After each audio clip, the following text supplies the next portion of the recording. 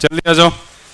Last day अपन ने discuss किया Coulomb's law और कुलम्स लॉ पे कुछ क्वेश्चन किए थे, राइट। हेडिंग डालो तू Coulomb's law.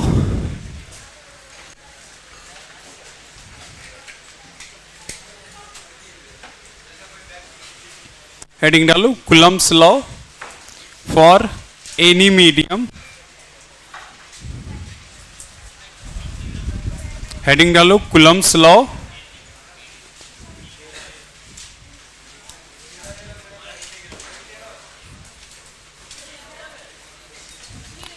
Coulomb's law for any medium other than free space। Heading डालो बच्चों Coulomb's law for any medium other than free space। तो फ्री स्पेस का मतलब एयर है ना, तो एयर में अगर बात करेंगे तो फॉर फ्री स्पेस, अभी तक जो डिस्कस किया वो फ्री स्पेस का ही था। तो जिसमें दो चार्ज पार्टिकल रहता है बच्चों, ये मान लेता हूं Q1 है और ये Q2 है, और इसके बीच का सेपरेशन मान लेते हैं R है। तो बताओ फोर्स कितना लगेगा इसके बीच? Yes, K Q1 Q2 by R square. अच्छा, K के बारे में अपना डिस्कशन हुआ था, K को अपन ने एक बार लिखा था, याद है तो बताओ?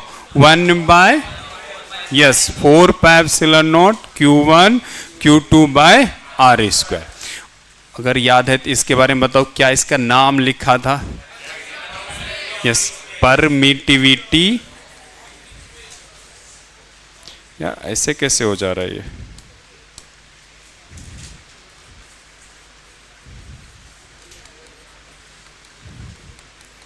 Permittivity of free space. एक बार वापस से नोट डाउन कर लो बच्चों, परमिटिविटी ऑफ फ्री स्पेस।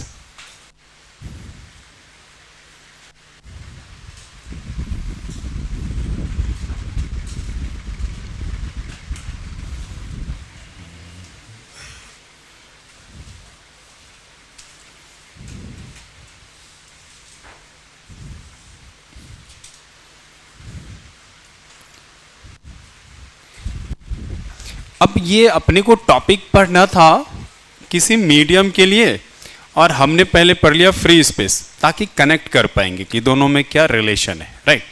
तो अब अपन लिखते हैं for any medium, for any medium.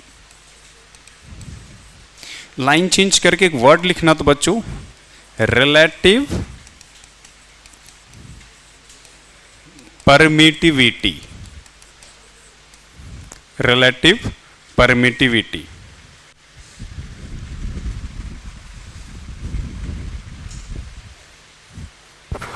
Line change करके लिखना absolute permittivity of medium, absolute relative permittivity, इसके बाद लिखना absolute permittivity of medium with respect to free space, with respect to free space permittivity, with respect to free space permittivity is known as relative permittivity of medium, relative permittivity of medium। हाँ बेटा, ठीक है, repeat करते हैं। Absolute permittivity, एक साथ लिखा करो, धीरे धीरे बताता हूँ, है ना। Absolute permittivity of medium with respect to free space permittivity is known as relative permittivity of the medium। Line change करके लिखना it is represented it is represented by E R, it is represented by E R. तो ये E R होता क्या है बच्चों, ये E R होता है permittivity of medium upon permittivity of free space. अरे यही तो डेफिनेशन था कि फ्री स्पेस के परमिटिविटी के रिलेटिव में ये कितना टाइम्स है, उसी को बोलते हैं रिलेटिव परमिटिविटी। तो बताओ यहां से परमिटिविटी ऑफ मीडियम, बताओ यहां से क्या हो जाएगा, ई नॉट इंटू ई आर। क्या ये मेरी बात समझ में आए? अरे जैसे डेंसिटी वगैरह रहता है ना, डेंसिटी वगैरह रिलेटिव के टर्म में डिफाइन करते हैं।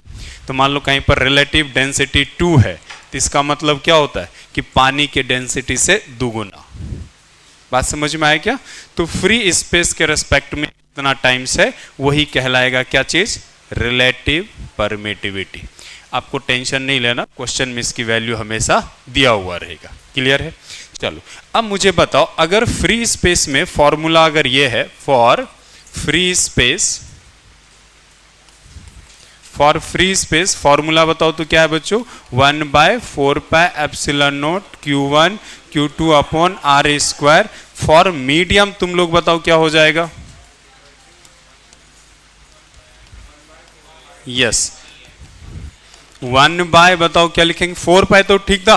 अरे यहां पर फ्री स्पेस का परमिटिविटी था, तो यहां पर मीडियम का परमिटिविटी हो जाएगा, और मीडियम का परमिटिविटी कितना है, yes E not into E R Q1 Q2 upon R square. बस इतना सा चेंज आ जाएगा, एक बार नोट डाउन कर लो। तो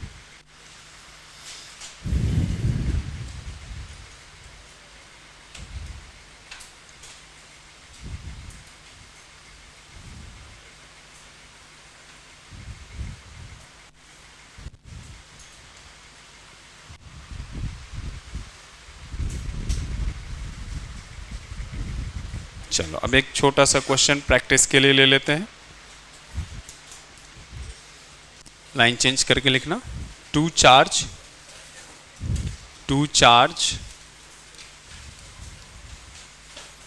particle Q1 and Q2 is placed at a separation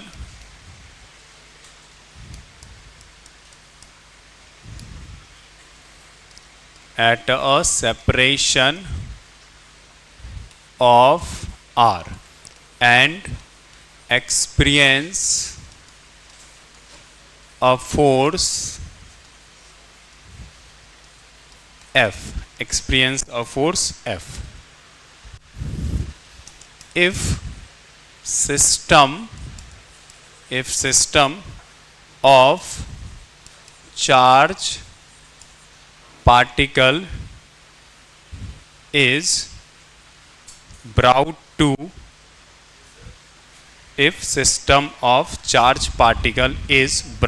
to a medium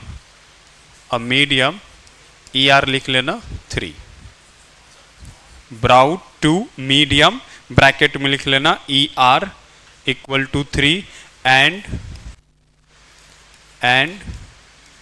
separation becomes 2R. Find force of interaction in, अच्छा ऐसा कैसे हो रहा है ये, इन टर्म ऑफ एफ के टर्म में निकालना है। पूरी स्टोरी एक बार समझ लो, एकदम आसान सा है, जस्ट फॉर्मूला की क्लैरिटी के लिए। दो चार्ज है Q1 Q2 और इसके बीच का सेपरेशन बच्चों कितना है R। तो बताओ फोर्स क्या लिखोगे आप, तो F इक्वल टू K को अभी लिख लेंगे 1/4πε0 Q1 Q2 divided by R square. अब इस पूरे सेटअप को ही किसी मीडियम में ले गए, पानी मान लो या कोई दूसरा मीडियम है, ये हो गया Q1 और ये हो गया Q2, और इस मीडियम की रिलेटिव परमिटिविटी कितना दे रखा है 3, और सेपरेशन को भी चेंज कर दिया गया, पहले R था और अब सेपरेशन कितना कर दिया गया है 2R। तो अब आपको निकालना है कि अब इसके बीच जो लगेगा फोर्स F डैश वो F के टर्म में निकालना है। तो तुम लोग सॉल्व करके बताओ तो। यस, तो अब इसमें कुछ करना है नहीं, एफ की जगह पर लिखेंगे 1/4πε0 की जगह पर E R E not Q1 Q2 और इसके बीच का डिस्टेंस कितना है 2r का स्क्वायर, तो ये हो जाएगा 1/4π और ई आर की वैल्यू कितना दे रखा है 3, तो ये वाला 3 पुट कर दोगे। यस, बिल्कुल सही है आंसर, ये हो जाएगा 4r² और इसकी वैल्यू हो जाएगी f/12। Yes, correct.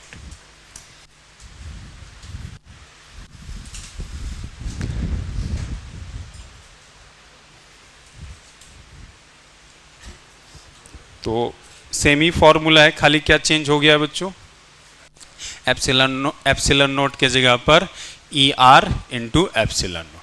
ठीक है, आगे चले बच्चों।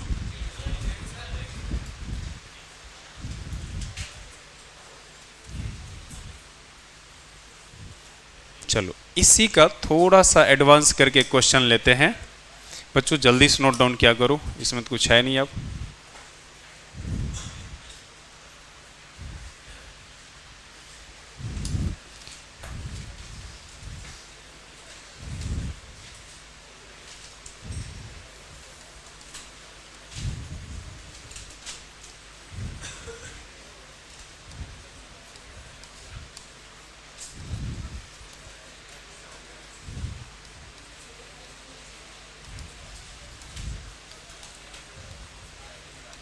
ये डायग्राम बनाओ तो बच्चों।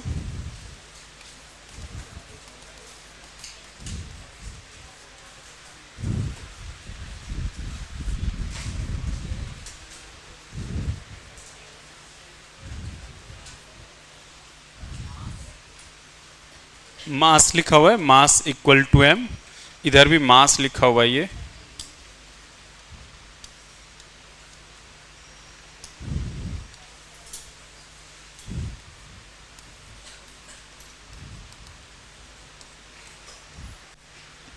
अब क्वेश्चन क्या है इसको लिखो तो,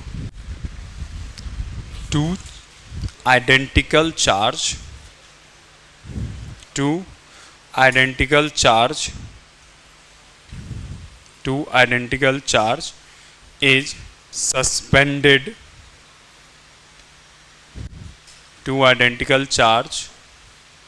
is suspended with the help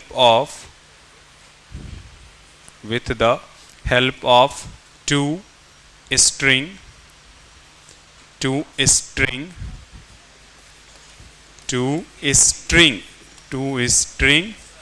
AB and AC of same length as given in diagram,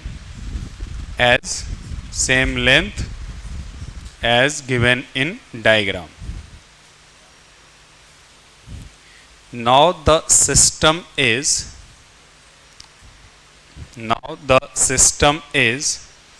brought to a medium.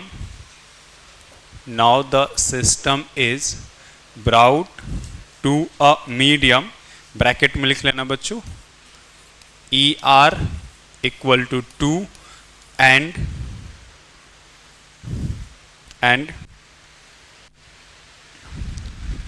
density of medium is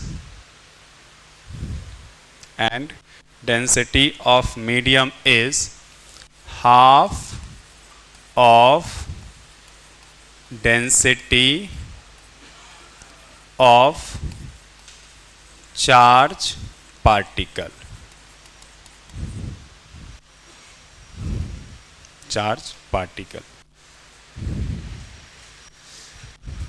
Find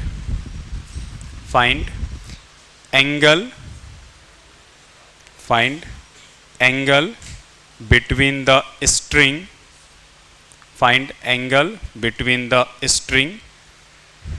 in the medium. Find angle between the string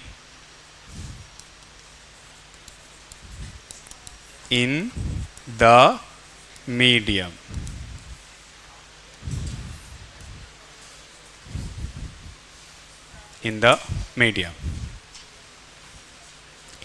तो पहले बात को समझते हैं क्या है story बच्चों?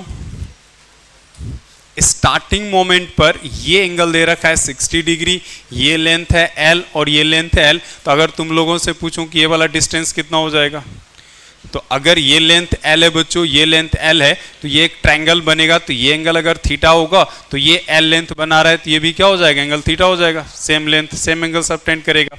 और चूंकि ये ट्रायंगल बना है तो टोटल एंगल कितना होना है 180। तो इसका मतलब ये 60 है, तो ये दोनों बराबर है, तो ये भी 60 60 होगा। तो इसका मतलब है कि ये एंगल है 60 डिग्री और ये भी एंगल कितना हो गया 60 डिग्री।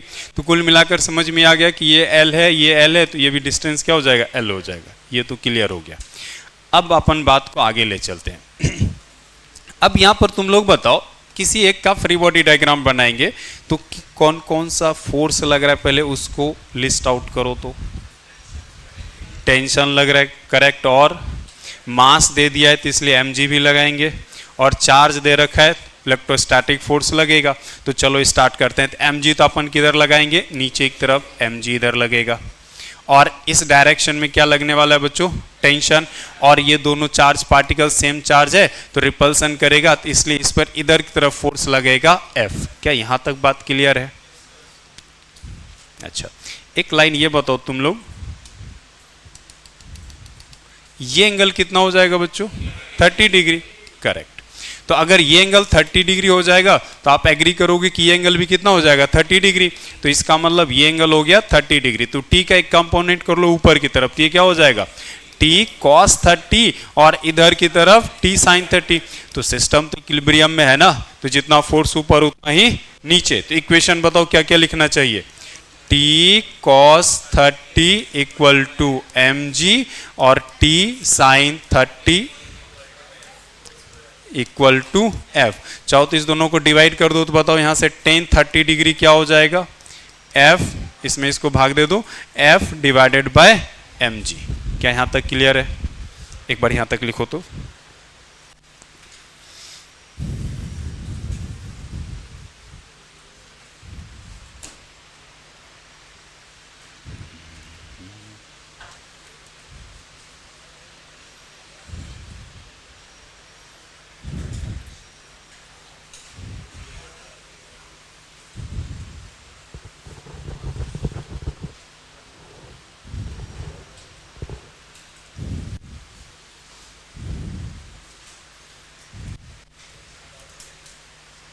तो नहीं, थोड़ा सा और इसको सॉल्व कर लेते हैं। तो इसको लिख लेता हूं बच्चों, mg tan 30 degree equal to f।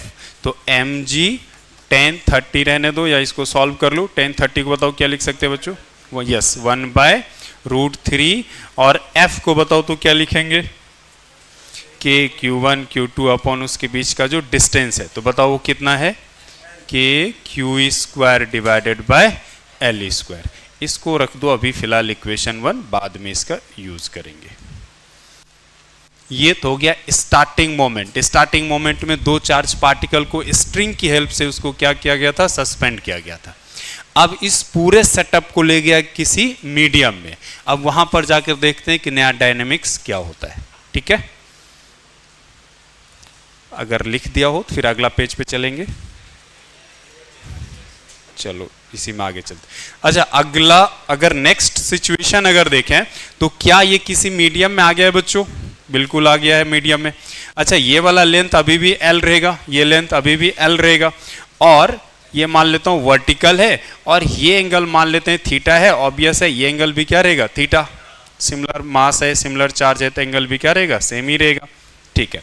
अच्छा, ये अगर लेंथ, मैं इसलिए थीटा ले रहा हूं क्योंकि जब किसी मीडियम में ले जाओगे तो कहानी बदल जाएगा, और निकालना है कि अब दोनों स्ट्रिंग के बीच कितना एंगल बन रहा है। तो हमने वर्टिकल से एक स्ट्रिंग का एंगल मान लिया कितना, थीटा। तो अच्छा, थीटा मान लिया तो अपना आंसर क्या होगा ये बताओ तो, 2 थीटा। अगर थीटा निकल जाएगा तो अपन आंसर लिखेंगे 2 थीटा। क्वेश्चन ने पूछा था दोनों स्ट्रिंग के बीच कितना एंगल है। यहां तक ठीक है। अच्छा, स्टेप अभी भी वही रहने वाला है। सबसे पहले अगर मैं एफबीडी आपसे पूछूं तो तुम लिस्ट करके इधर बताओ कौन कौन सा फोर्स अब लगाओगे अगर इसको किसी मीडियम में डाल दिया गया है तो। mg अभी भी लगेगा, फोर्स इलेक्ट्रोस्टैटिक वाला अभी भी लगेगा, टेंशन अभी भी लगेगा, एक एक्स्ट्रा फोर्स तुम लोग को बताना है, यस बायनांस फोर्स, जो कि ऊपर की तरफ लगेगा। बायनांस फोर्स की वैल्यू बताओ तो बच्चों क्या होता है? Displaced volume into density of liquid into g, ये होता है। ठीक है, एक एक करके इस पे सबसे बाद में आएंगे।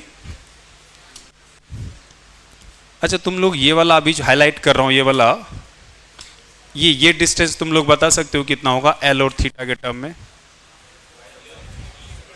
ये एल है, ये हो जाएगा एल कॉस थीटा और ये हो जाएगा एल साइन थीटा। तो इसका मतलब ये हो गया एल साइन थीटा, तो ऑब्वियस है ये लेंथ भी क्या हो जाएगा? एल साइन थीटा हो जाएगा। ठीक है, इस चैप्टर का पहले बात कर लेते हैं। तुम लोग फोर्स बताओ तो ये इलेक्ट्रोस्टैटिक वाला फोर्स क्या लिखूं? इस पे जो फोर्स लगेगा उसका नाम एफ डैश देता हूं, तो एफ डैश इधर की तरफ और इस पे एफ डैश इधर की तरफ। एफ डैश बताओ क्या लिखना चाहिए? के जगह पर क्या लिखेंगे? 1/4 पाई ई आर। क्वेश्चन में कितना दिया हुआ था? 2 into epsilon note Q square divided by L sine theta. L sine theta का होल स्क्वायर, थोड़ा सा इसको और सिंप्लीफाई कर लेते हैं, Q square 1/4 pi epsilon note 2 L square sine square theta. तो ये हो गया दोनों के बीच लगने वाला फोर्स।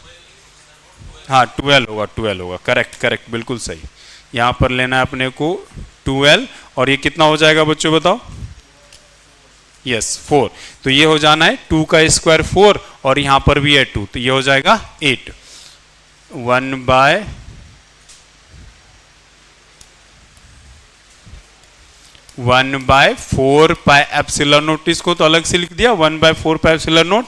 यहां पर है क्यू स्क्वायर और ये वाला 2 और ये वाला 2, 2 का स्क्वायर, तो 2 का स्क्वायर हो गया 4 इंटू 2 8।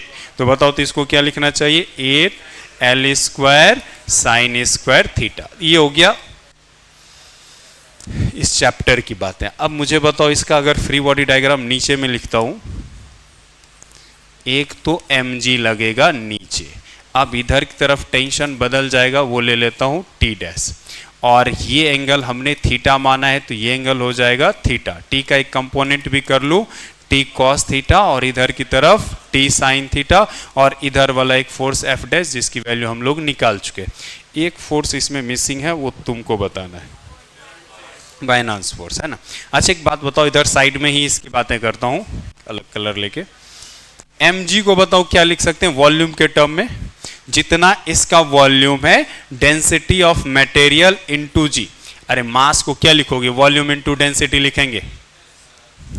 अब ये जिसका इसका जितना भी वॉल्यूम है पूरे के पूरे सिस्टम में लिक्विड में क्या हो गया? सबमर्ज्ड हो गया है। तो बायनांस फोर्स का बताओ क्या होता है? बायनांस फोर्स जितना वॉल्यूम सबमर्ज्ड हुआ है या जितना वॉल्यूम डिस्प्लेस हुआ है। अरे इसका जितना भी वॉल्यूम है वो पूरा ही अंदर चला गया है, तो इसका मतलब क्या हो जाएगा फॉर्मूला में? Volume into density of liquid into g. अब डेंसिटी ऑफ लिक्विड क्वेश्चन में देखो तो क्या बता रखा है? Half of density of charge particle. तो बताओ यहां पर क्या लिख लेना चाहिए? यहां पर लिख लेता हूं वॉल्यूम, और ये डेंसिटी ऑफ लिक्विड बताओ क्या लिखूं? Yes density of material rho of m था डिवाइडेड बाय 2 इंटू जी। अच्छा इस चीज को पूरा mg लिख लें क्या? mg तो है, तो इसका मतलब बायनांस फोर्स जो हो जाएगा बच्चों एक तरह से क्या हो जाएगा? mg/2 हो जाएगा। अच्छा बायनांस फोर्स लगेगा किधर यार? ऊपर की तरफ, तो ये मैंने अप्लाई कर दिया ऊपर की तरफ mg/2। अब ये तुम लोग को पूरा लिखना है और सॉल्व करके आंसर बताना है। नोट डाउन करो और सॉल्व भी तुम लोग को करना है अब इक्वेशन।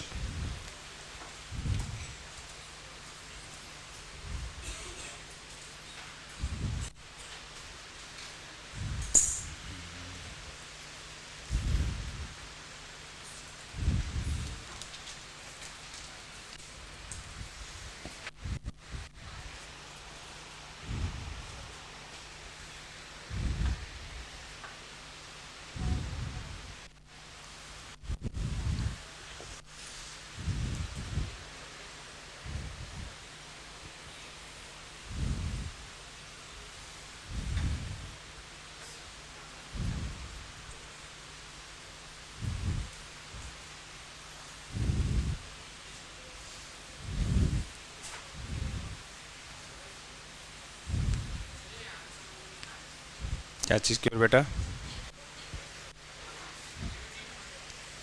ये वॉल्यूम था, डेंसिटी ऑफ लिक्विड। क्वेश्चन ने बोला था डेंसिटी ऑफ लिक्विड क्या है? डेंसिटी ऑफ मटेरियल का हाफ है, तो उसको रख दिया इतना। Volume density of material into g, ये वाला इक्वेशन उसको क्या लिख दिया? mg/2। लिखो और सॉल्व करके आंसर बताओ। अब इसमें ज्यादा कुछ है नहीं, इक्वेशन लिखना है बस।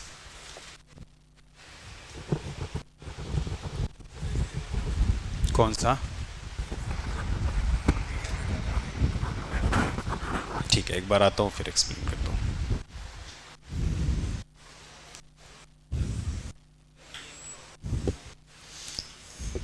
ये हो गया फ्री स्पेस परमिटिविटी होता है, का भी परमिटिविटी होता है।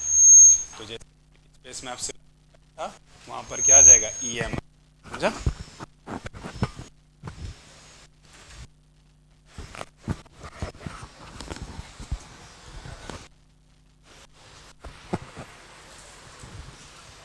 ये लिखे दिखाओ। ठीक है, टी साइन थीटा करेक्ट है तुम्हारा, बिल्कुल डिवाइड कर दिए टेन थीटा। हाँ सही है, यहाँ तक सही।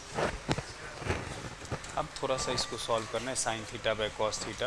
अभी यहाँ तक सही है, कोई दिक्कत नहीं।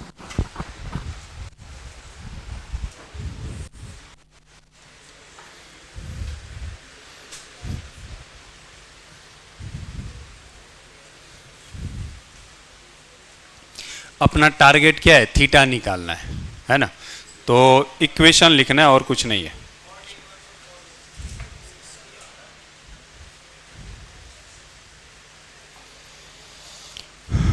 चलो अपनी स्टोरी के हिसाब से अपन आगे की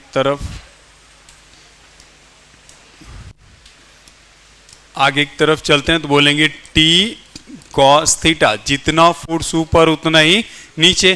तो ऊपर वाला फोर्स बताओ। T cos theta plus mg/2। चलो ये बात हो गया। और नीचे है ओनली mg, नहीं तो इसको सॉल्व यहीं पर थोड़ा कर लो। तो टी कॉस थीटा mg/2 उधर जाएगा, तो ये हो जाएगा mg/2। और T sine theta equal to हो जाएगा f डैश। थोड़ा सा इसको और सॉल्व करेंगे। T sine theta equal to f dash अपन ने कुछ देर पहले निकाला यहाँ पर, है कि नहीं? तो इसको क्या लिखेंगे बताओ? 1/4 pi epsilon naught q square by 8 l square sine square theta. यहां तक क्लियर है? T sine theta equal to this. अब थोड़ा मैथमेटिकल ये ज्यादा हो जाएगा। अब पहले बात को समझ लेते हैं। इक्वेशन क्या लिखा वो क्लियर हुआ? नेट फोर्स जितना ऊपर था उतना नीचे। उससे आ गया T cos theta equal to mg/2।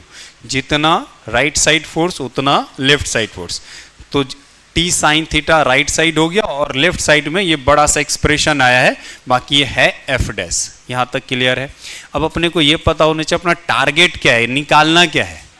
Theta निकालना है। तो इसमें देखो टेंशन और थीटा, यही दो चीज अननोन है। 1/4 पाई एप्सिलॉन नॉट ये कांस्टेंट चीज है। क्यू क्वेश्चन में दिया हुआ था, एल क्वेश्चन में दिया हुआ था, 8 एक नॉन क्वांटिटी है। तो अपने को टी और थीटा दो अननोन है और दो इक्वेशन है। तो तुम लोग बेस्ट अप्रोच बताओ। अगर मैं थीटा निकालना चाहता हूं तो डिवाइड कर दो, टेंशन कैंसिल आउट हो जाएगा, है ना? तो यही काम करेंगे, इसको डिवाइड कर देते हैं। तो चलो डिवाइड कर लो। इसमें इसको डिवाइड कर दो तो यहां से आ जाएगा tan theta Q square divided by 1/4 pi epsilon naught 8 l square sine square theta divided by mg/2। तो चाहो तो इसको ऊपर भेज दो। Tan theta equal to 2 Q square 4 pi epsilon naught 8 l square sine square theta into mg। अब यहाँ से इसको इधर ले आएंगे। Tan theta into sine square theta equal to हो जाएगा, 2 से नहीं हो तो 4 बार में कट कर दूँ तो Q square 4 pi epsilon not 4 l square mg। अब ये थोड़ा ट्रिगो का एक मतलब एक्सप्रेशन आ गया, इसको सॉल्व करेंगे तब जाकर थीटा की वैल्यू आएगा। तब अपने को इससे आगे अभी फिलहाल सॉल्व नहीं करेंगे, बट इस इक्वेशन को सॉल्व करेंगे तब अपने को क्या आएगा, थीटा आएगा। आसान सा आता तो सॉल्व कर लेते, बाकी अब यहाँ पर मल्टीप्लिकेशन वगैरह है तो अभी फिलहाल इसको सॉल्व नहीं करेंगे, इतना ही छोड़ दो खाली।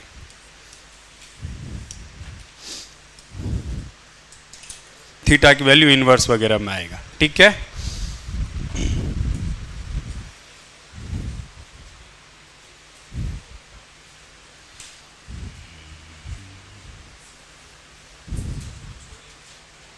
अभी इसको सॉल्व नहीं करना है। हाँ हाँ बोलो बेटा। वो अगर m वगैरह नहीं, अभी फिलहाल उसका कोई काम नहीं। अगर मास वगैरह नहीं दिया रहता तब वो इक्वेशन काम में आता है ना।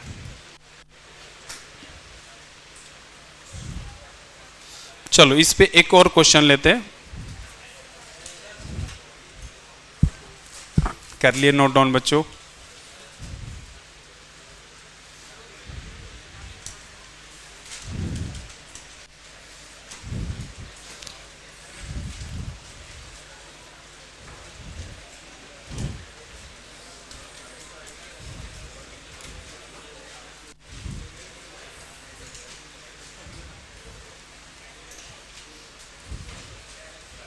सेम ही क्वेश्चन है almost.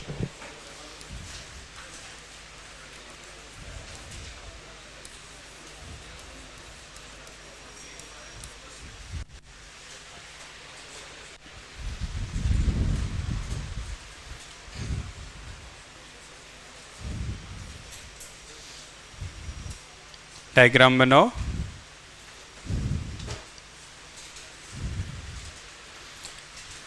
In previous question, in previous question,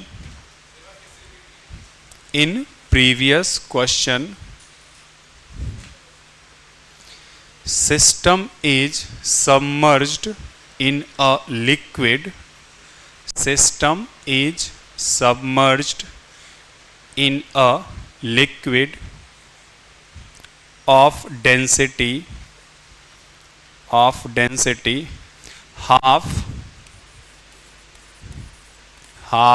of charge particle, half of charge particle. If angle between the string, if angle between the string does not change,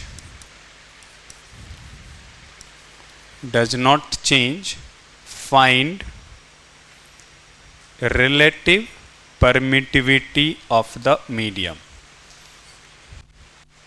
नहीं, find relative permittivity of the medium.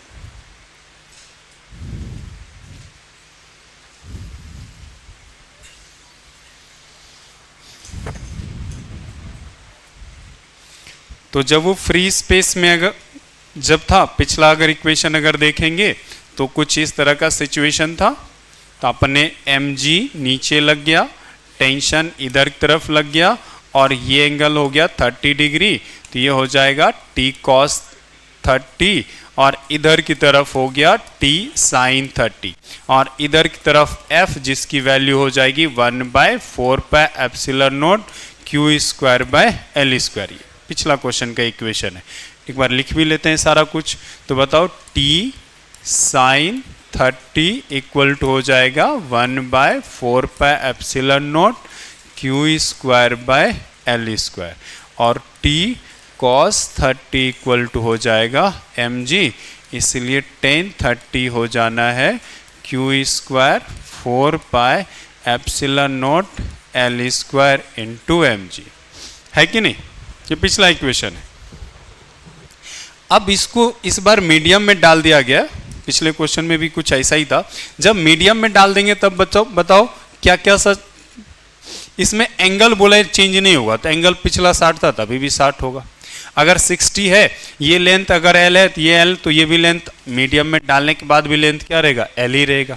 तो सबसे पहले इसी chapter की बात कर लेते हैं। तुम लोग फोर्स, इसका रिलेटिव परमिटिविटी नहीं मालूम है, हम लोग मान लेते हैं कि ई आर की वैल्यू अभी पता नहीं है, तो अपन मान लेते हैं कितना है, x। तो तुम लोग बताओ एफ डैश क्या लिखें मीडियम में। फॉर्मूला सब सेम ही है, खाली वहां पर लिखेंगे 1/4 पाई एप्सिलॉन नोट को हटा के लिखेंगे x into epsilon note Q square by L square, है ना। फिर आप बोलोगे कि mg वही लगेगा, बिल्कुल वही लगना है। अच्छा, बाइनेंस फोर्स रिलेटिव डेंसिटी पिछली बार की तरह कितना है, हाफ है, तो बाइनेंस फोर्स पिछली बार की तरह कितना हो जाएगा, mg/2। तो mg/2 किधर लगाएंगे, ऊपर की तरफ लगाएंगे। अब बच्चों तुम लोग सॉल्व करके बताओ थोड़ा सा, x निकालना है अपने को।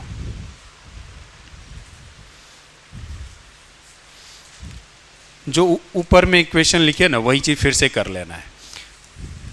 इधर हो जाएगा टी डैश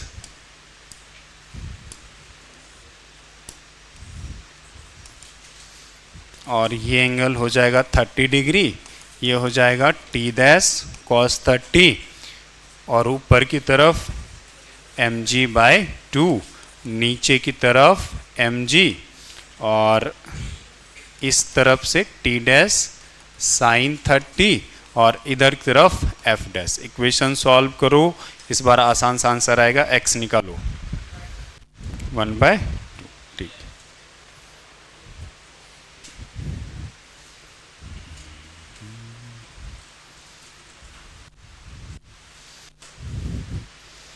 ये इक्वेशन अगर लिखेंगे तो हो जाएगा T dash cos 30 plus mg/2 equal to mg। Equation हो जाएगा वर्टिकल डायरेक्शन में। तो बताओ टी डैश cos 30 कितना हो जाएगा, mg/2 हो जाएगा। अच्छा, जितना इधर की तरफ उतना इस साइड में, तो T dash sin 30 equal to F dash, और एफ डैश है कितना, 1/4 pi x epsilon naught Q square by L square. वही भाग दे दो तो बताओ क्या हो जाएगा। ये यहाँ से देखोगे तो tan 30 हो जाएगा क्यू स्क्वायर 4 पाई x epsilon naught L square mg और 2 चला जाएगा ऊपर की तरफ, है ना। अब नहीं हो तो tan 30 पिछला क्वेश्चन में निकाला था, पिछला नहीं ऊपर में निकाला था। tan 30 बताओ तो कितना आया था q के टर्म में, ये रहा, यही पुट कर दो तो कितना आ जाएगा वो, Q square 4 pi epsilon not mg और क्या था, Q square 4 pi epsilon not mg into L square, तो यही हो जाएगा एल स्क्वायर। बस अब इसको सॉल्व कर लो।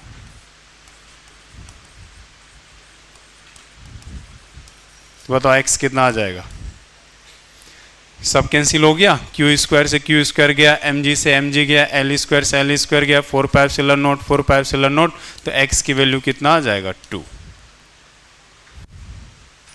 ठीक है,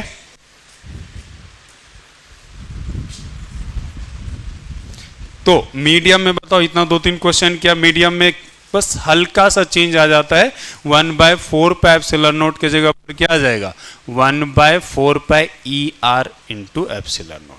क्लियर है सबको, बताओ तुम लोग बोल नहीं रहे हो तुम। देखो इस टॉपिक में जो सीखने वाली बात है ना वो बस इतना सा है, बाकी जो क्वेश्चन किए अब इसमें बाइनेंस फोर्स वगैरह है, फ्री बॉडी डायग्राम वगैरह है, तो बहुत मुश्किल नहीं है। जैसे इसी वाले क्वेश्चन की अगर मैं बात करूं बच्चों, जैसे इसको मीडियम में अपन ने डाल दिया, तो बताओ कौन कौन, सबसे पहले स्टेप समझो कि सॉल्व करते कैसे हैं। फ्री बॉडी डायग्राम बनाना है, फ्री बॉडी डायग्राम के लिए क्या क्या चाहिए आपको, कौन कौन सा फोर्स लग रहा है, अगर स्टेप वाइज समझो तो फिर चीज़ें आसान है। mg लग रहा है, इलेक्ट्रोस्टैटिक फोर्स लग रहा है, बाइनेंस फोर्स लग रहा है और टेंशन लग रहा है। फिर कंपोनेंट किए और लास्ट में फिर क्या करना था, इक्विलिब्रियम में है, जितना फोर्स ऊपर उतना ही नीचे, जितना राइट साइड उतना ही लेफ्ट साइड, फिर इसके बाद सॉल्व करना है और कुछ नहीं। ठीक है, चलो अब आगे चलते हैं। हेडिंग डालो तो बच्चों अब electric field.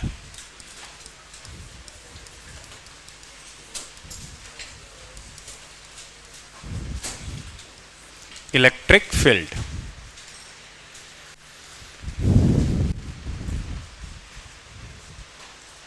Electric field, line change करके लिखना। Electric field is a space, electric field is a space around the charge particle, around the charge particle where other charge particle, where other charge particle will experience, other charge particle will experience electrostatic force, other charge particle will experience electrostatic force।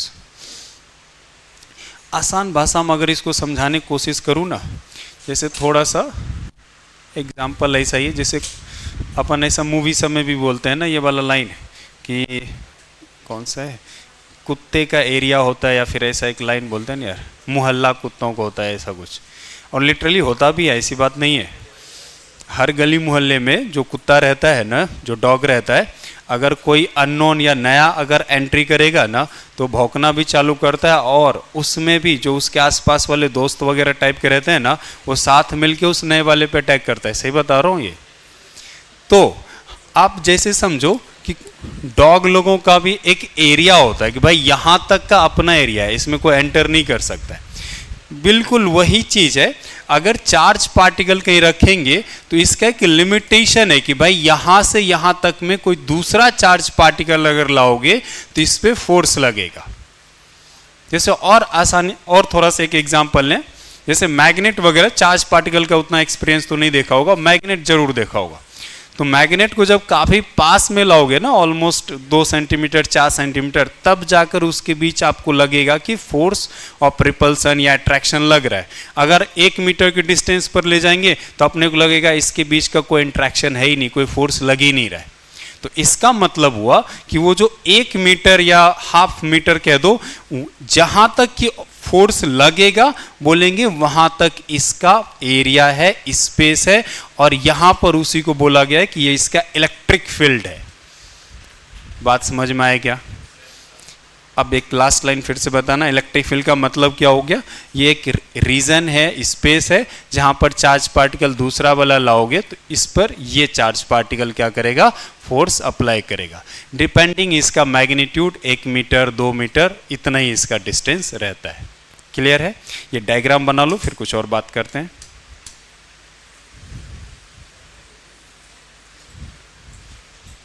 इसको लिख लेना, ये है electric field.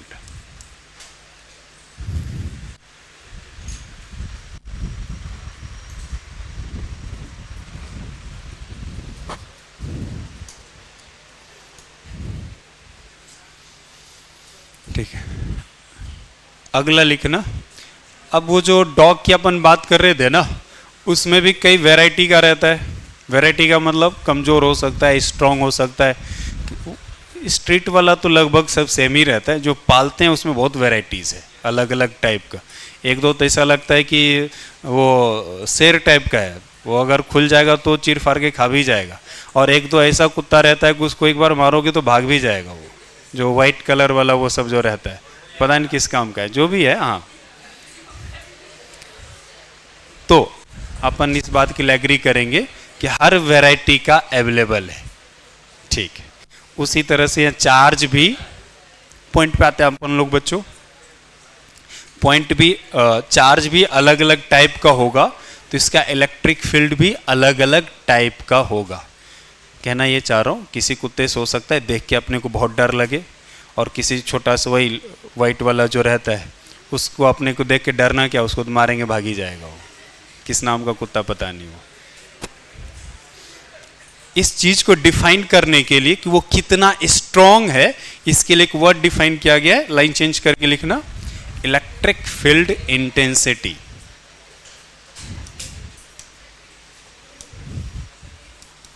Electric field intensity,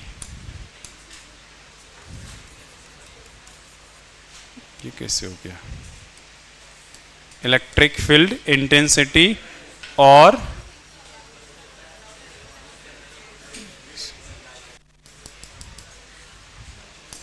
electric field intensity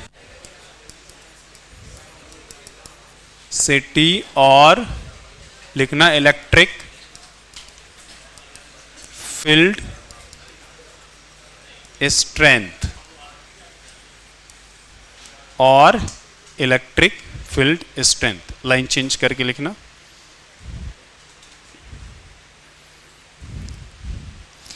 electric field intensity is defined, line change करके, electric field intensity is defined at any point, electric field intensity is defined at any point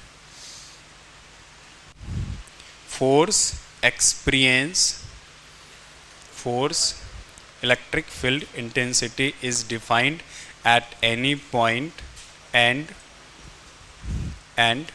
force experienced by unit positive charge, force experienced by unit positive charge at that point.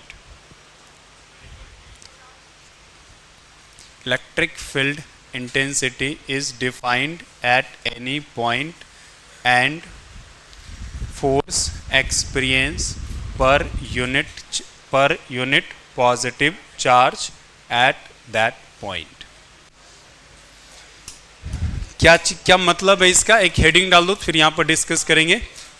Line change करके पहले एक point और लिख लेना, electric field is represented bye, electric field intensity is represented by capital E, capital E. अच्छा, इसमें definition में लिखा हुआ है इलेक्ट्रिक फील्ड इंटेंसिटी जो है यह force experience by unit positive charge particle. फिर से रिपीट कर रहा हूँ, यह है force experience by unit positive charge particle. तो अगला लाइन में लिखना, इलेक्ट्रिक फील्ड इज अ बताओ स्केलर क्वांटिटी लिखे हैं कि वेक्टर क्वांटिटी, वेक्टर, ये फोर्स है ना, फोर्स पर यूनिट चार्ज, तो फोर्स क्या हो गया, वेक्टर क्वांटिटी, ये भी वेक्टर क्वांटिटी है। लाइन चेंज करके लिखना, electric field is a vector quantity.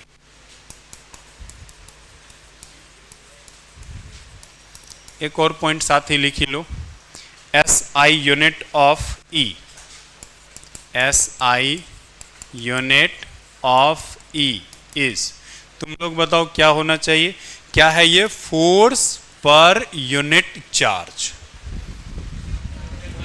Newton पर कूलम। लाइन चेंज करके लिख लो इसमें, SI unit of E is Newton पर कूलम।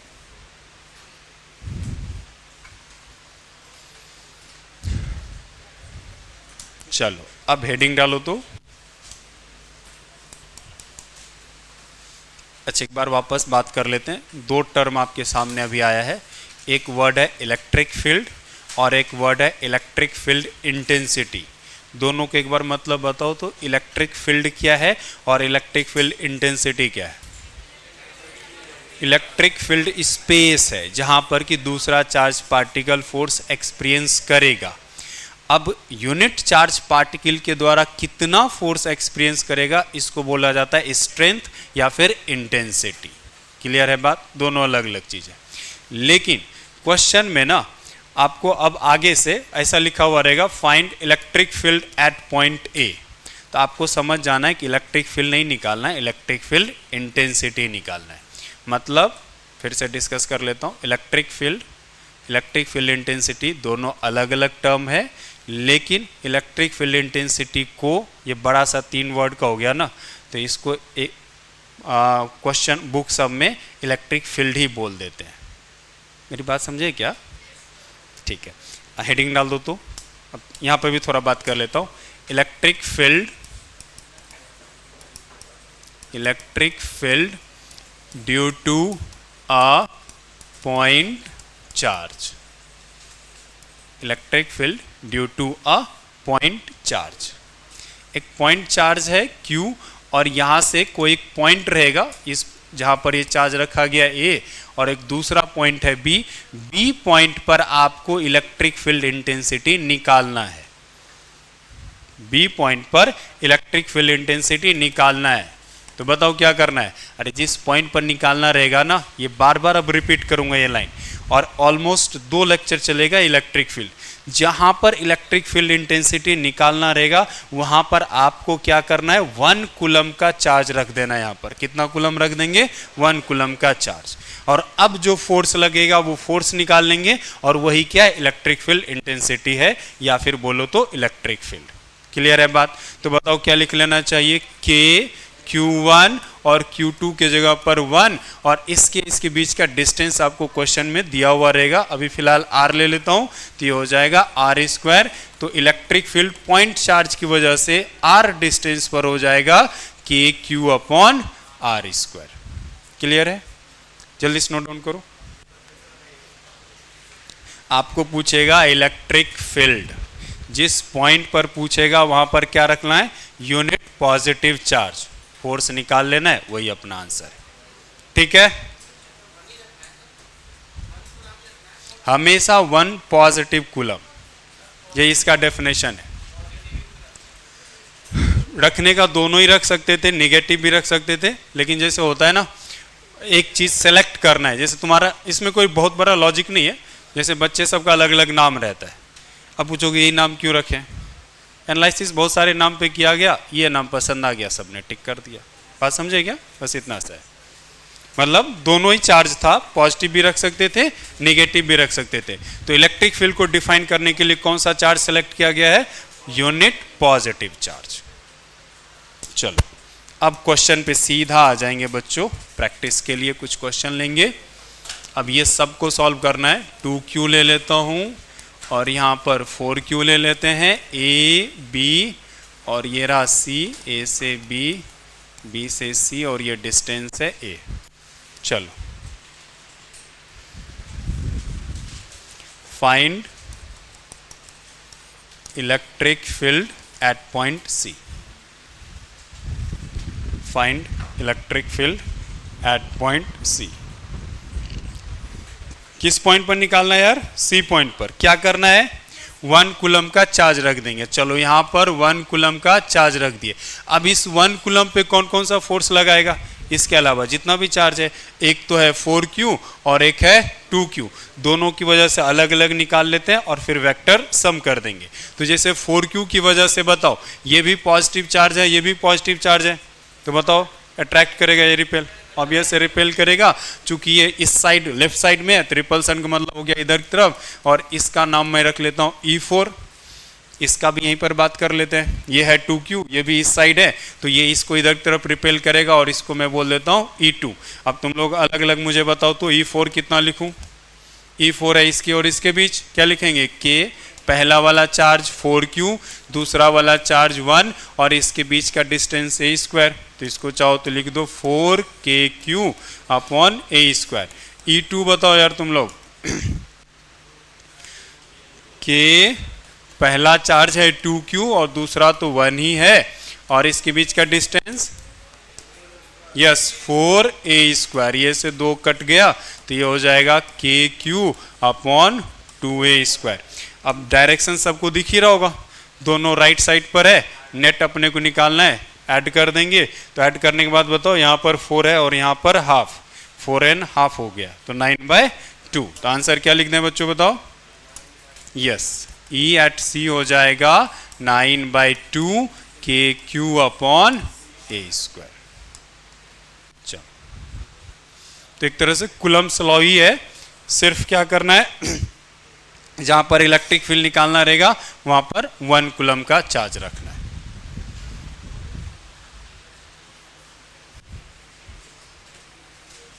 चलो, एक पुराना ही क्वेश्चन दे रहा हूं।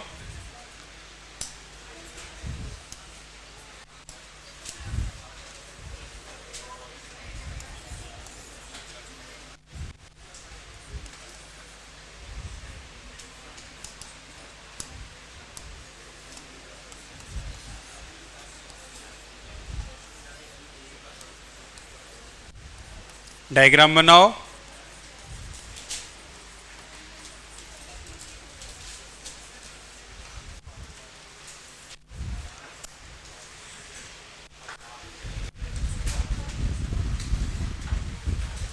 एकदम आसान सा क्वेश्चन है। Find electric field at point O. कर चुके हैं ये क्वेश्चन। हाँ, के क्यू करेक्ट। हाँ, आ गया होगा आंसर यार। 2k क्यू अपॉन ए स्क्वायर, है कि नहीं? किया था ये क्वेश्चन। अपन बोलेंगे कि ये 2q और ये 2q का कैलकुलेशन करने का कोई पॉइंट ही नहीं है, कैंसिल आउट हो जाएगा। यहाँ पर है 4q और यहाँ पर है 3q। तो एक काम करते हैं, अपन 3q के बराबर इस 4q को लिख लेते हैं 3q प्लस q। तो फिर से 3q और 3q का डिस्कशन करेंगे नहीं। तो लास्ट में अपना अगर देखेंगे इफेक्टिव वैल्यू, तो यहाँ पर q है और ये वाला डिस्टेंस बच्चों हो जाएगा a/√2 और यहाँ पर 1 कूलम्ब चार्ज रख देंगे, है कि नहीं? तो इलेक्ट्रिक फील्ड एट O हो जाएगा KQ अपॉन ए स्क्वायर और 2 गया ऊपर। क्लियर? ठीक है।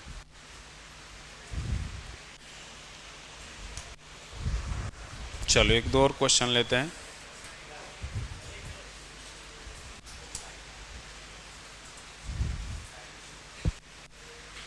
एक जस्ट प्रैक्टिस के लिए पिछला ही क्वेश्चन दे रहा हूं।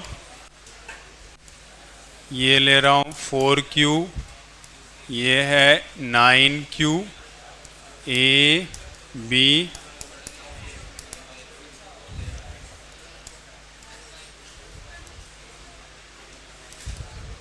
चलो डायग्राम बनाओ।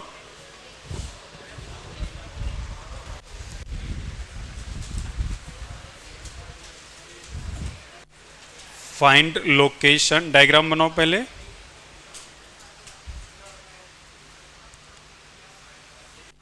ए बी है बच्चों, ये लिखने में गड़बड़ हो गया।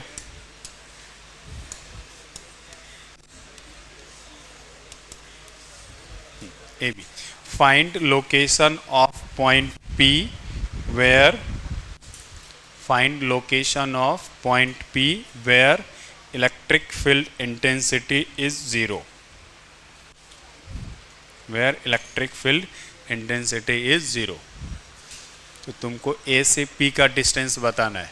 सब क्वेश्चन किया हुआ है, जस्ट रिवीजन कर रहे हैं अपन। एक्स की वैल्यू बताओ, वेयर इलेक्ट्रिक फील्ड इज 0। बेटा एक साथ लिखो, आसपास में लिखो, क्वेश्चन लिखा हुआ है, पूछो।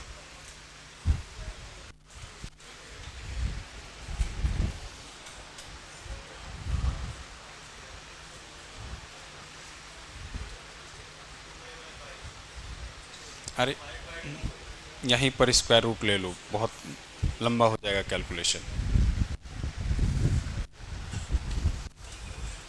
यार मैं सब आंसर कर दोगे?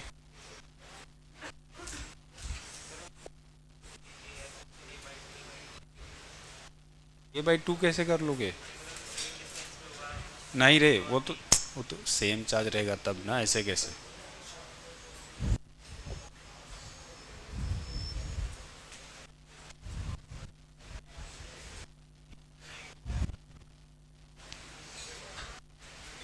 नहीं यार तुम आंसर पता नहीं, आंसर तो 2a/5 देख लेते हैं।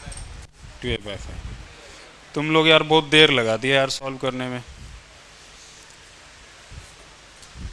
इस क्वेश्चन क्या हुआ था अपना, क्या करना है बताओ। 1 कूलम का चार्ज रख देंगे और ये 4q इसको रिपेल करेगा, और वो इधर की तरफ इसका नाम मैं E4 रख लेता हूं, और 9q रिपेल करेगा उसको लेफ्ट साइड पर, और इसका नाम मैं E9 रख लेता हूं। कह रहा है कि नेट जीरो है, तो जितना राइट साइड उतना ही लेफ्ट साइड, तो इसका मतलब E4 इक्वल टू अपन लिखेंगे E9, और E4 इसके बीच क्या है, इसमें क्या करना K Q1, दूसरा वाला है 1, और डिस्टेंस इसका मैंने x² लिया है, और E9 बताओ K 9q इंटू 1, और डिस्टेंस बताओ a माइनस एक्स का स्क्वायर, और q से q कट, और यहीं पर अपन 4 को लिख लेते हैं 2 का स्क्वायर, है ना।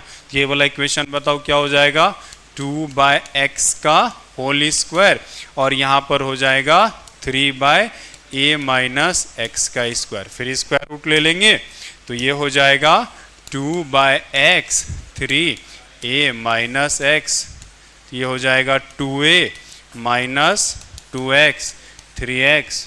यस, तो x बताओ 2a/5। सब बच्चे ने नहीं किया था यार, क्या हुआ क्वेश्चन था ये, है कि नहीं। चलो आगे चलते हैं, एक क्वेश्चन इंटीग्रेशन का करते हैं ना।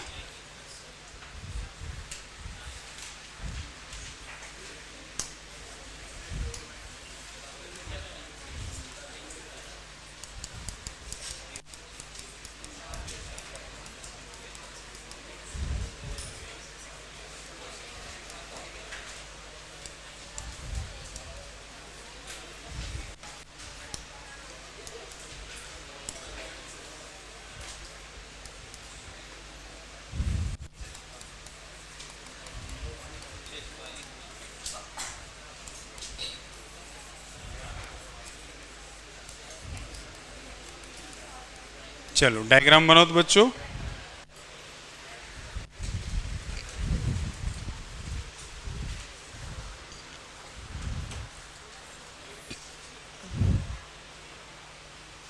एक रॉड है AB जिस पर टोटल चार्ज है Q। AB रॉड का लेंथ है, यहां से यहां तक का डिस्टेंस A, यहां से यहां तक का डिस्टेंस है A। डायग्राम बनाओ, क्वेश्चन लिखाता हूं।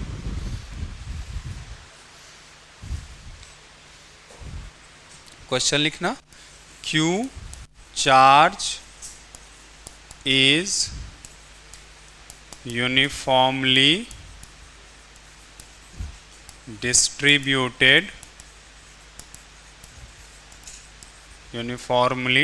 distributed on AB rod, find electric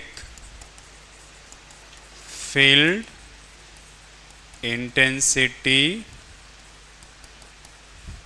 at point P,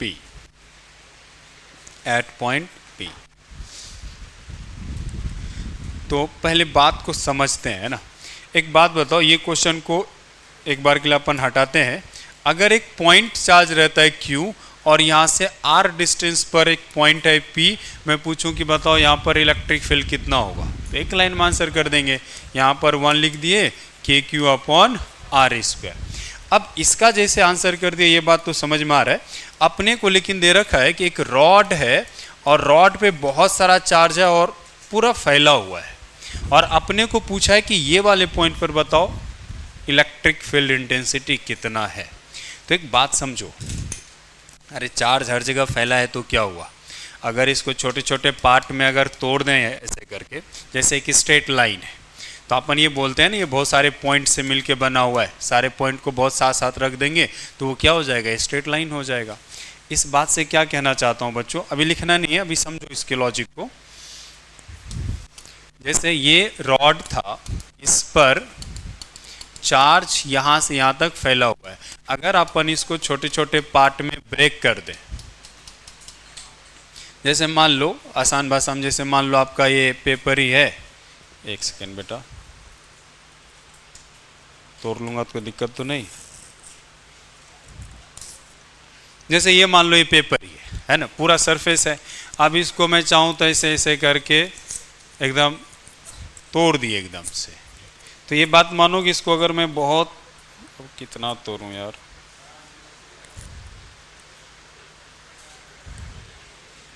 दिख रहा है तुम लोग को? ये छोटा सा एक पॉइंट मान सकते हैं इसको। कहने ये चाह रहा हूँ कि ये इसी सब से तोड़ दिया है, तो ये पॉइंट से मिलके बना हुआ है कि नहीं है। इसी सब को फिर से जोड़ देंगे तो वो जो आप जुटेगा तो नहीं। हाँ, अब ये तो नहीं जुड़ने वाला है।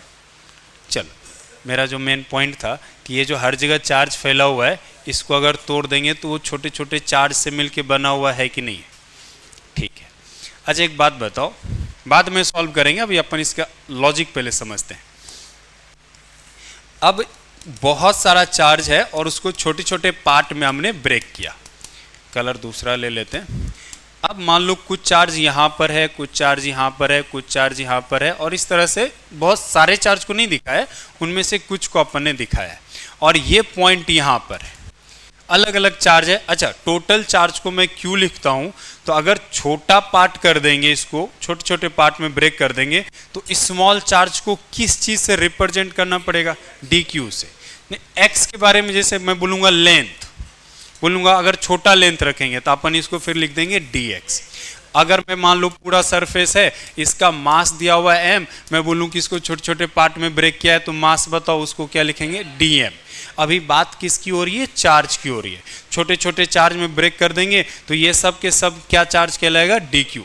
यहाँ तक बात समझ में आया? अच्छा एक बात बताओ, ये सब का चार्ज, ये डी क्यू का नाम रख लेते हैं 1 2 3 4 5, तो क्या इस पी पॉइंट का सारे पॉइंट से डिस्टेंस सेम है या अलग अलग है? अलग अलग है। जो यहाँ पर है इसका डिस्टेंस सबसे कम है, और जो यहाँ पर है उसका डिस्टेंस सबसे ज़्यादा है। और चूंकि डिस्टेंस अलग अलग होगा तो इलेक्ट्रिक फील्ड भी क्या होगा? अलग अलग होगा।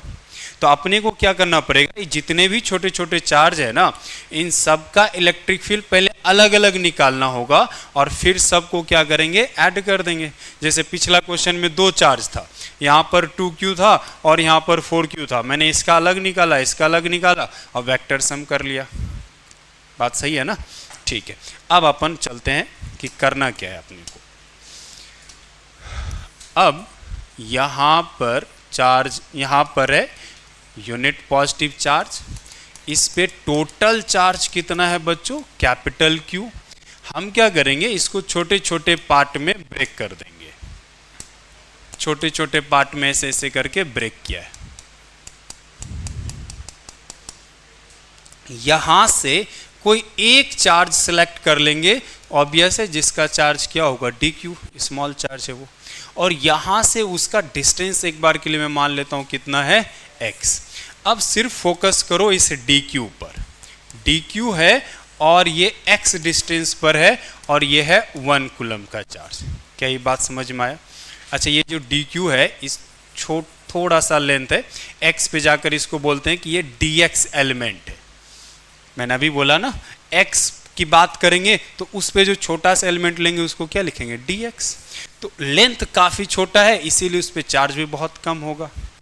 अच्छा, dq है तो इसकी वजह से जो यहाँ पर इलेक्ट्रिक फील्ड होगा वो भी बहुत कम होगा। चार्ज कम हो गया तो इलेक्ट्रिक फील्ड भी उसका कम हो जाएगा, स्ट्रेंथ भी कम हो जाएगा।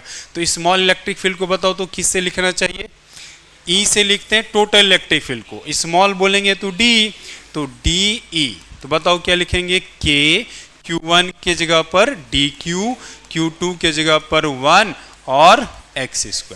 क्या यहाँ तक बात क्लियर है क्या बच्चों? अगर ये समझ में आ गया ना, तो कई बार बच्चों को इंटीग्रेशन सबसे डर लगता है। डर लगने की वजह मैथ नहीं है फिजिक्स ही। अपन ये नहीं समझ पाते कि उसको अपन ने ब्रेक क्यों किया और फिर जोड़ क्यों रहे। अब यहाँ पर जिस तरह से समझाया, मैं फिर से एक्सप्लेन करता हूँ। ब्रेक इसलिए की कि चार्ज हर जगह फैला हुआ था, और हर जगह चार्ज की वजह से इलेक्ट्रिक फील्ड क्या है? अलग अलग है। तो हम क्या करेंगे? अलग अलग निकालेंगे। जैसे एक दूसरा एग्जांपल लेता हूँ। इसी क्लासरूम में आप मानोगे कि सब स्टूडेंट का मास अगर देखेंगे, हाइट अगर देखेंगे, मास की बात कर लेते हैं तो सब स्टूडेंट का मास क्या है, ऑन एन एवरेज अलग अलग ही होगा। तो अगर इस पूरे क्लासरूम का टोटल मास निकालना चाहेंगे तो एक ही तरीका है, हर किसी का मास लिखे और उसको क्या करें, ऐड करें। ये लॉजिक तो सबको क्लियर है। अरे उसी तरह से यहाँ पर चार्ज हर जगह है और डिस्टेंस अलग अलग होने की वजह से इलेक्ट्रिक फील्ड सबका क्या होगा, अलग अलग। तो इसलिए पहले अलग अलग इलेक्ट्रिक फील्ड लिखना पड़ेगा। तो इसके लिए अपन इसको क्या करेंगे, छोटे छोटे पार्ट में ब्रेक किए और एक छोटे पार्ट की वजह से निकाल लिए। अब फिर से क्या करेंगे, ऐड करेंगे। ऐड करने के प्रोसेस को ही अपन क्या बोलते हैं, इंटीग्रेशन। क्लियर है।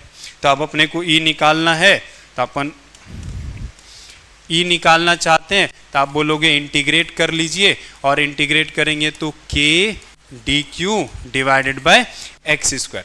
अब यहाँ पर बच्चों अगर x ही रहता ना तब तो इंटीग्रेशन हो जाता।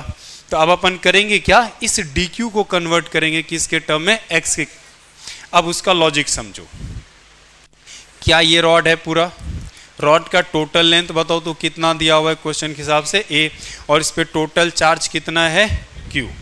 और वो dq कितने लेंथ का चार्ज है ये बताओ तो, उसका लेंथ हमने लिया था dx और इस पे चार्ज है dq। क्या ये बात क्लियर है क्या। तब हम लॉजिक ये लगाएंगे कि अगर रॉड का टोटल लेंथ a है तब जाकर उस पे टोटल चार्ज कितना है, q। अगर यूनिट लेंथ लूंगा तो चार्ज हो जाएगा q बाय a, और हमने लेंथ कितना ले रखा है बच्चों, dx। तो dx लेंथ पर चार्ज हो जाएगा q by a into dx। अरे यही तो है dq। तो इसका मतलब dq इक्वल टू बताओ क्या लिख लेना चाहिए,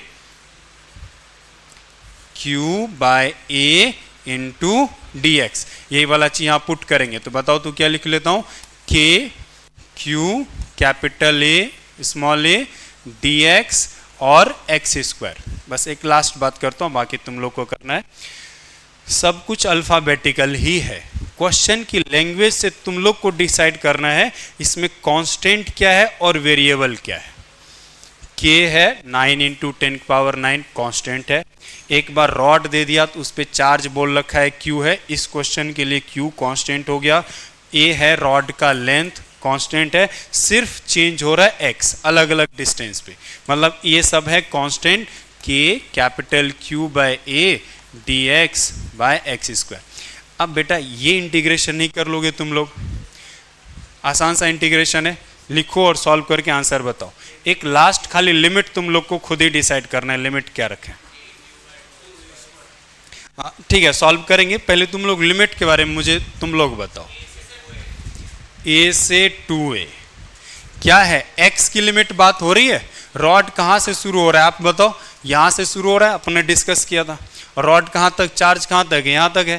तो x की वैल्यू जब यहाँ पर होगा सबसे कम कितना a, और जब पॉइंट अपन लास्ट वाला लेंगे इसके लिए निकालेंगे तो डिस्टेंस क्या हो जाएगा 2a। तो लिमिट कहाँ से कहाँ तक लेना चाहिए, a से 2a। अब बच्चों सॉल्व करके आंसर बताओ ना जल्दी से, लिखो एक बार जल्दी से। कर लिया, गुड, बढ़िया। कितना आया, ठीक, देखते हैं। इसके आगे तुम लोग को सॉल्व करना है। 0 से a का मतलब क्या हो जाता है बताओ, x क्या था तुम ही सोचो। यहाँ पर चार्ज है, ये वाला दिख रहा है 1 कूलम, और यहाँ से डिस्टेंस x है। 0 का मतलब हो जाता है चार्ज यहीं से शुरू हो जाएगा, हो गया। वहाँ पर चार्ज है, चार्ज कहाँ पर है बताओ, यहाँ से शुरू हुआ है तो x की वैल्यू क्या हो जाएगा a। कहाँ तक गया है 2a तक, बस इतना है ना। सेंटर ऑफ मास पहले निकालते हैं, देखो पहले एक बार लिखो फिर बताता हूँ, थोड़ा सा डिफिकल्ट है सब बच्चों को एक्सप्लेन करना। सेंटर ऑफ मास का फॉर्मूला बताओ क्या होता है,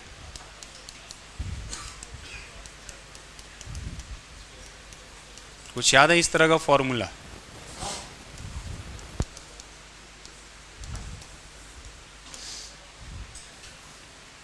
अब बता, रुक नोट करो फिर एक्सप्लेन कर देता हूँ सेंटर ऑफ मास वाला।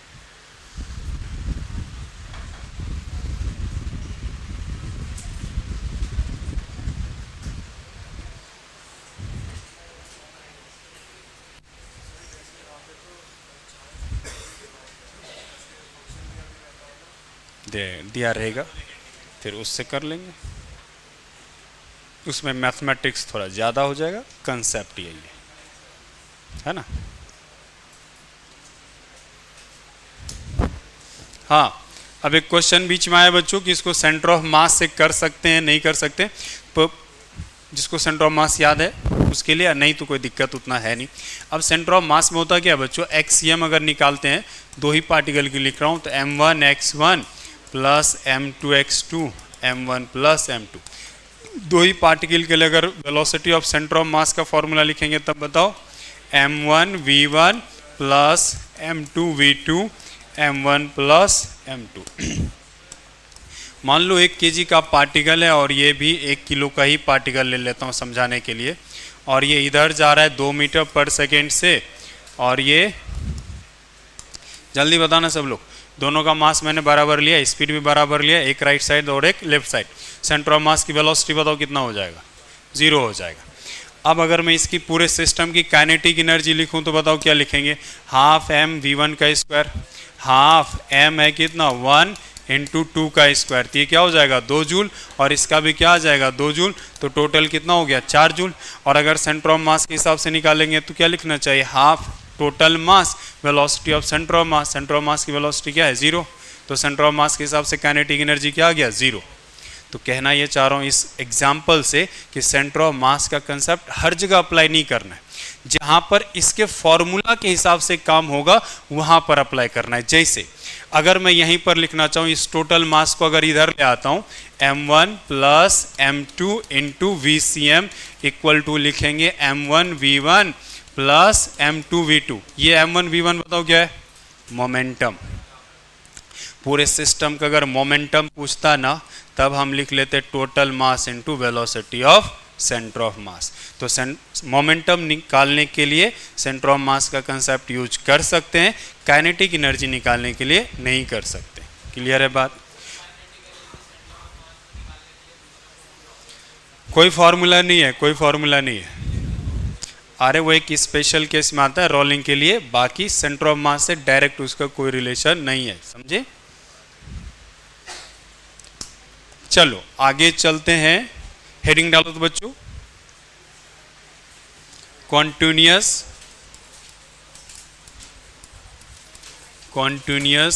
चार्ज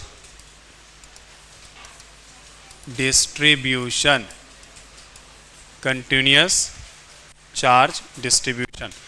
थोड़ा सा थ्योरी है, एक बार लिख लो फिर एक्सप्लेन करूंगा। लाइन चेंज करके लिखना, there are three types of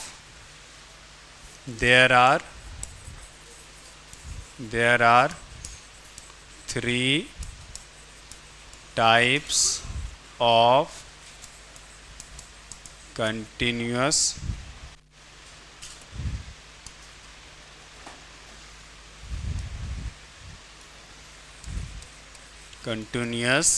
charge distribution. पहला लिखना बच्चों, लीनियर चार्ज डिस्ट्रीब्यूशन,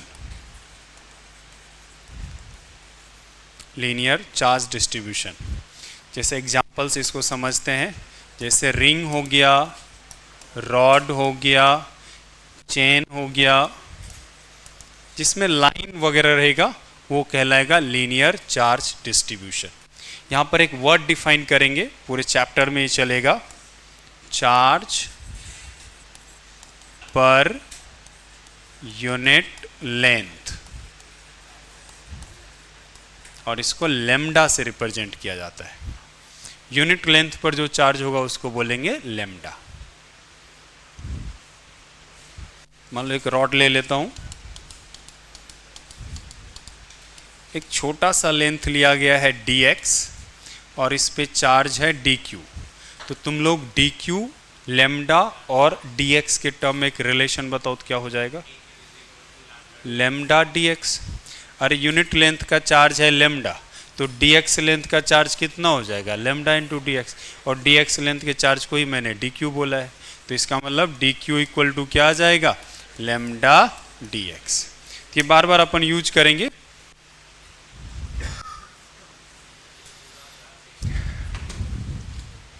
हाँ,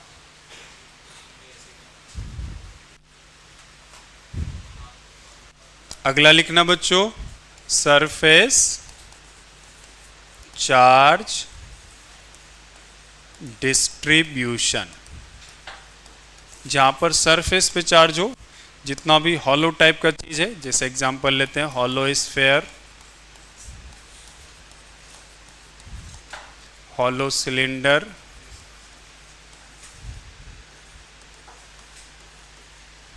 और भी कई सारा चीज ले सकते हो, डिस्क जैसे हो गया, प्लेन शीट हो गया, बस इतना ही काफी है। इस पे बताओ क्या डिफाइन करेंगे, charge per unit area, main ये वाला चीज है, चार्ज पर यूनिट एरिया, इसको सिग्मा से लिखते हैं बच्चों, चार्ज पर यूनिट एरिया। इसमें स्मॉल एरिया अपन सेलेक्ट करेंगे, इसका एरिया है dA और डेंसिटी है सिग्मा, और इस पे जो चार्ज है वो है dQ। तो तुम लोग को रिलेशन बताना है, यूनिट एरिया पे चार्ज कितना है सिग्मा, तो dA एरिया पे चार्ज कितना हो जाएगा, सिग्मा इंटू एरिया, तो इसका मतलब सिग्मा इंटू dA, बस इतना सा।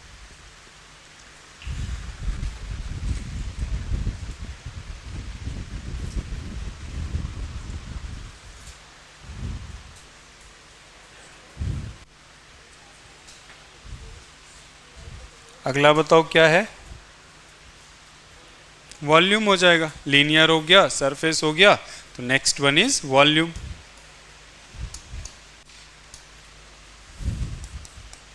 वॉल्यूम चार्ज डिस्ट्रीब्यूशन, कुछ एग्जाम्पल बताओ, वही ऊपर में सॉलिड कर देंगे तो वही हो जाएगा, है ना, सॉलिड स्फीयर लिख लो, जिसका डिटेल स्टडी अपने करना है, सॉलिड स्फीयर, सॉलिड सिलेंडर, होते तो और भी बहुत है बट अपने को इतने से काम चल जाएगा।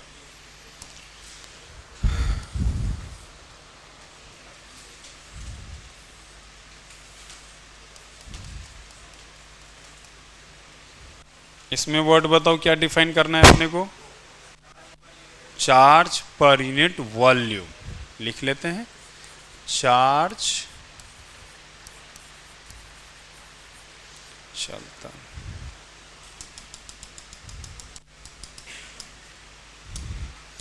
चार्ज पर यूनिट वॉल्यूम, और इसको रो से लिखा जाता है। स्मॉल वॉल्यूम है, इस पे जो चार्ज है बच्चों ये है dQ, और इसका जो वॉल्यूम है वो है स्मॉल dV। तो बताओ रिलेशन, वही पुराना वाला, और क्या, dQ equal to rho dV। तो एक बार तीनों को एक ही साथ एक ही जगह पर लिख लेते हैं। जब मैं dQ पूछूंगा पर यूनिट लेंथ, तब बताओ dQ क्या लिखेंगे, लैम्डा dx। जब एरिया की बात होगा तो स्मॉल एरिया से मल्टीप्लाई कर देना है, सिग्मा dA, और वही dQ row dV।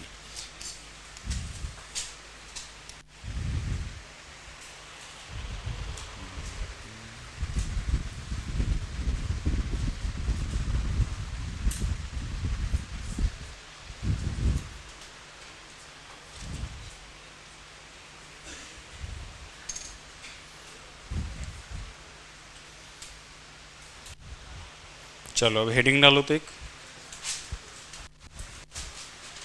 Electric field due to a straight line. क्या कह रहे हो बच्चों,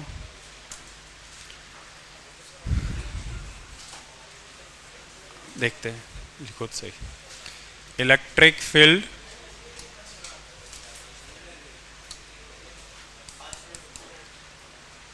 electric filled due to straight line। यहां पर आपको पूरे क्वेश्चन में एक लाइन दिया रहेगा, जब भी लाइन अब दिया रहेगा तो आपको उसके साथ दिया रहेगा charge per unit length, that is lambda. कोई एक पॉइंट आसपास में कहीं पर होगा, मान लो यहां पर एक पॉइंट है P और पूछेगा कि इलेक्ट्रिक फील्ड कितना है। तो बताओ यहां पर इलेक्ट्रिक फील्ड निकालने का तरीका क्या है, पिछला क्वेश्चन जैसे किए। तो क्या करना पड़ेगा, इसको छोटे छोटे पार्ट में क्या करेंगे, ब्रेक करेंगे, एक की वजह से इलेक्ट्रिक फील्ड निकालेंगे और उसको क्या कर देंगे, इंटीग्रेट करेंगे। तो अभी ये इंटीग्रेशन वाला प्रोसेस रोकते हैं, पहले रिजल्ट इस पे क्या आएगा रिजल्ट बताता हूं, फिर क्वेश्चन करेंगे और लास्ट में अपन इसका करेंगे डेरिवेशन। क्लियर है बात, पहले क्वेश्चन कर लेंगे फिर बाद में करना है डेरिवेशन। अब समझो ये लाइन चार्ज दिया रहेगा, चार्ज पर यूनिट लेंथ दिया हुआ है, ये पॉइंट P और कुछ इंफॉर्मेशन दिया रहेगा। क्या इंफॉर्मेशन रहेगा, ध्यान से सुनो इधर। ये स्ट्रेट लाइन से उस पॉइंट का सेपरेशन कितना है, डिस्टेंस कितना है, ये दिया रहेगा। ये हो गया R। ये दोनों एंड दिख रहा है, ये वाला एंड, इस दोनों एंड को मिलाने वाला ये दो लाइन है। ये लाइन कितना एंगल बनाएगा, ये वाला दो चीज दिया रहेगा।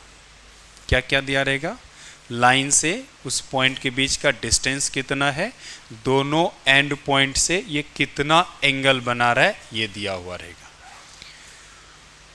अच्छा एक बात बताना तुम लोग, इधर यहां पर एक चार्ज पार्टिकल है dq, तो तुम लोग कम से कम इतना बात बताओगे कि इस dq की वजह से इलेक्ट्रिक फील्ड का डायरेक्शन किधर होगा। मैं पूरे लाइन की नहीं कह रहा हूं, इस dq की वजह से। एकदम आसान सोचना है यार, इसमें क्या करना है, 1 कूलम का चार्ज रख दो, ये रिपेल करेगा तो इसी लाइन पर इधर की तरफ होगा। ये बात समझे क्या, कहना ये चाह रहा हूँ कि जब यहाँ पर इलेक्ट्रिक फील्ड निकालेंगे ना, तो इस इलेक्ट्रिक फील्ड का दो कंपोनेंट आएगा, एक होगा इस लाइन के परपेंडिकुलर और एक होगा इस लाइन के पैरेलल। इसी तरह से सबका आएगा, सबको इंटीग्रेट करेंगे तो इसीलिए फाइनल रिजल्ट में भी आपको दो कंपोनेंट दिखेगा, एक को बोलेंगे परपेंडिकुलर कंपोनेंट और एक को बोलेंगे पैरेलल कंपोनेंट। क्या यहाँ तक बात क्लियर है। अब ये रिजल्ट अभी बता रहा हूं, बाद में इसका डेरिवेशन करेंगे। पैरेलल हो जाएगा के, ये के क्या है, अरे इतना सारा क्वेश्चन किए, 1/4πε के लेम्डा बाय आर साइन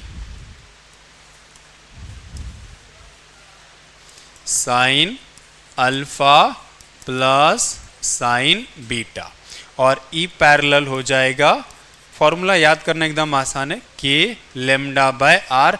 इसमें थोड़ा सा बस ध्यान रखना है, जिधर लाइन खींचोगे ना, इसके बाजू वाला जो एंगल है, इसके साइड में जो एंगल है उसको पहले लिखना है। यहाँ पर साइन आता है और यहाँ पर कॉस आता है। फिर से बात बोल रहा हूँ, जिधर लाइन ड्रॉ करोगे पहला एंगल ये लिखेंगे कॉस अल्फा, और फिर यहाँ पर माइनस आता है और फिर दूसरा एंगल कॉस बीटा। एक बार लिखो, यस ये टोटल है इस पूरे की वजह से, और ये टोटल है, और क्वेश्चन में दोनों पूछता है तो इसका निकालेंगे रिजल्टेंट। नहीं, वो जीरो होगा जब जितना ऊपर है उतना ही नीचे। ठीक है बात। आज खाली फॉर्मूला लिख लो, बाकी अब अगले ही दिन करेंगे। चलो रहने दो, अगले दिन ये फिर से लिखा दूंगा, है ना, रहने दीजिए।